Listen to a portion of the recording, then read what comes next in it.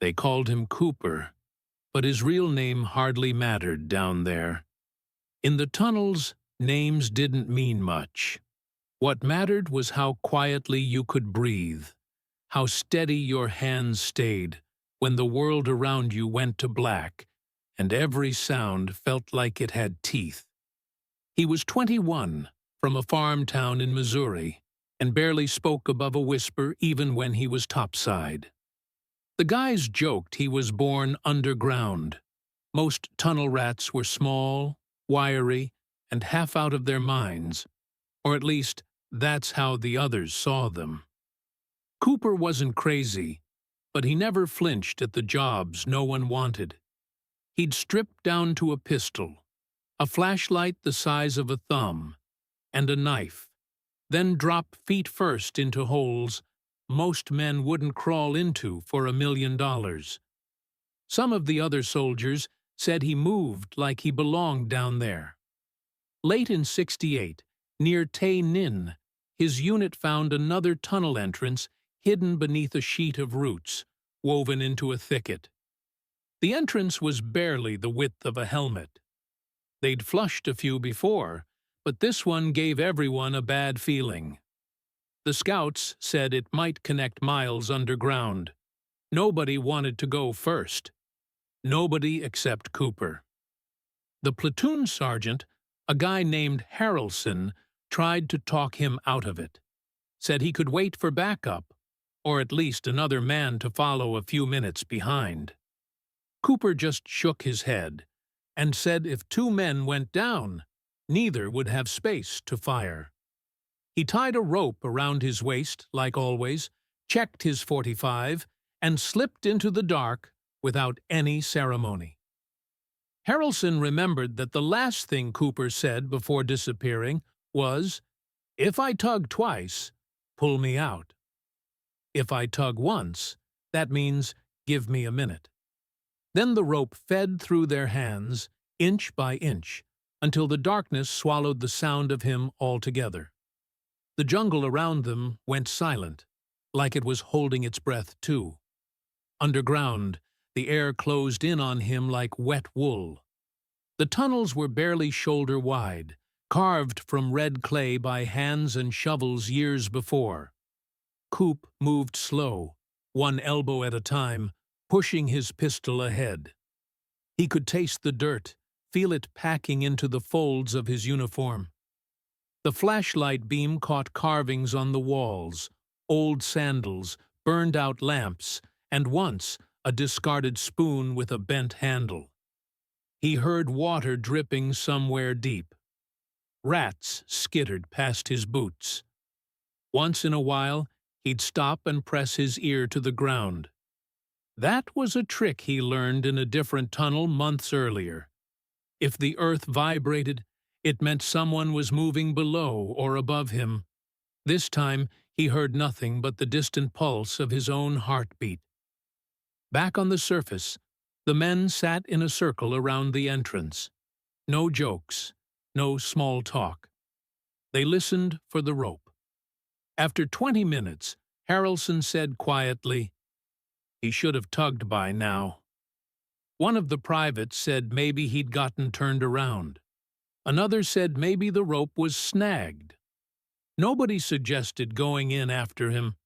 They'd all seen men vanish in tunnels and come back in pieces, or not at all. Cooper kept moving until his light caught the first sign of life. A sandal print, fresh enough that the edges hadn't collapsed. He froze. The pistol came up. His breathing slowed. The deeper he moved, the warmer the air got. He whispered once to himself, just to hear a human voice. Then he saw something on the ground that didn't make sense. An American dog tag, half buried in clay. He wiped it clean with his thumb. The name wasn't one he knew. The expiration date of the tetanus shot stamped on it was from '66. Someone else had been down there long before him, and maybe never came out.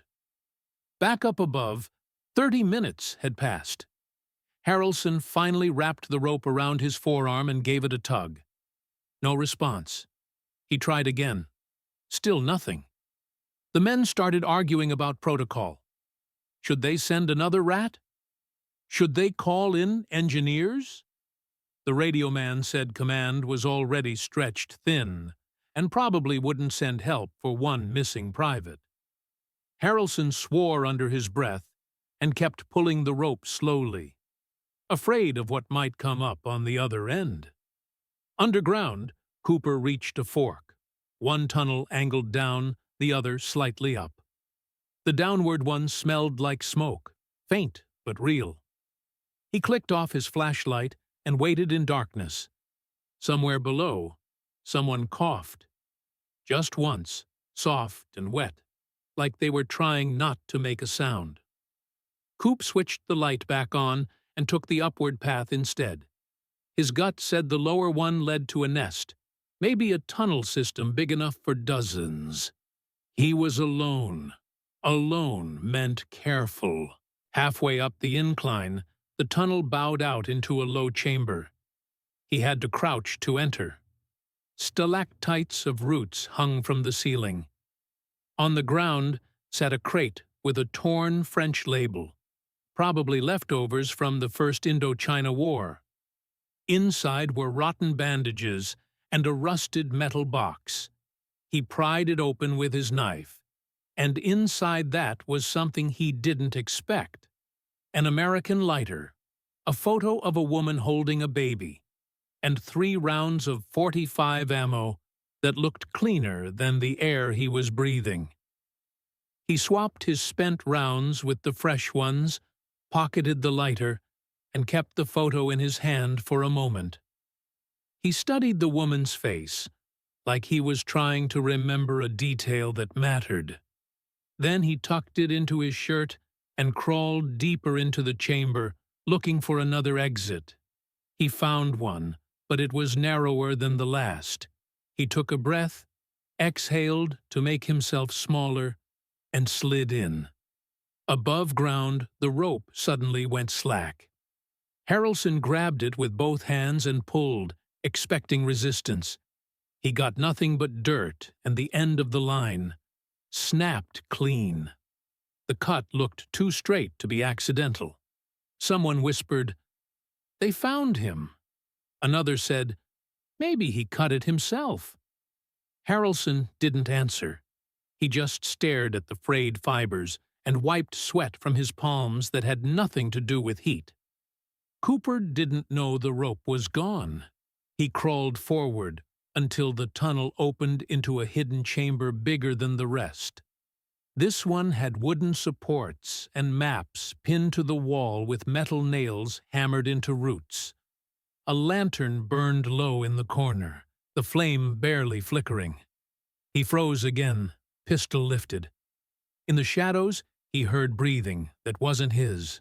Not close, not far, just somewhere in the dark. He waited. Seconds, maybe minutes. It was hard to know. The air here was cooler. He could hear muffled voices speaking Vietnamese through one of the side tunnels, faint enough that he couldn't make out words. He backed toward the tunnel he came from, but his boot touched something soft. He turned the flashlight down and saw another American boot, half buried in dirt. Inside it was a foot, still laced in. The rest of the body was missing. He swallowed and clicked the light off, his hand trembling for the first time that night. Back topside, thunder rolled over the treetops. The sky was turning the color of lead. Harrelson got on the radio again, demanding explosives to seal the tunnel if they couldn't retrieve Cooper. Command told him to wait for confirmation. He spat and said waiting was how men died twice. The other soldiers tried not to look at the dark entrance. One of them said he heard something moving under the ground, but nobody wanted to check. The rope lay coiled with its severed end like a warning. Cooper moved deeper into the chamber, now with the light off and his hand tracing the wall. He found another passage leading down. The voices were louder, but not alarmed. He guessed they didn't know he was there yet. He thought about turning back, marking the path, calling for extraction. But extraction was a myth in places like that. You only got out if the war let you. He crouched near the lantern flame, watching shadows shift on the far wall as someone moved outside the chamber in another branch of the tunnel.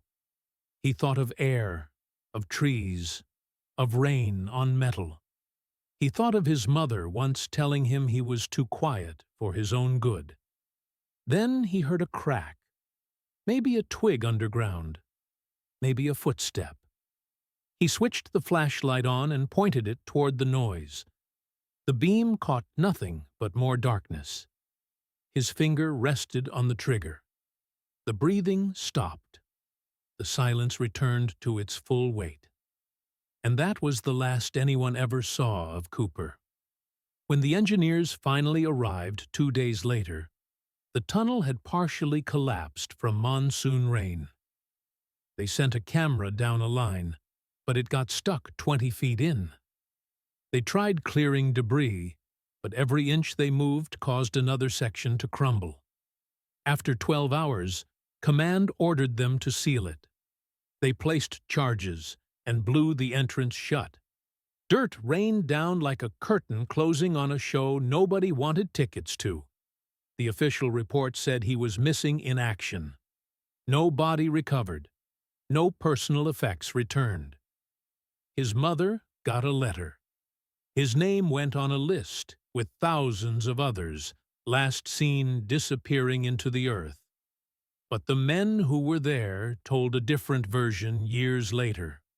Some swore that on quiet nights, when they camped near old tunnel networks, they heard tapping beneath the ground. Not gunfire, not digging, tapping, like someone knocking from below and waiting for an answer.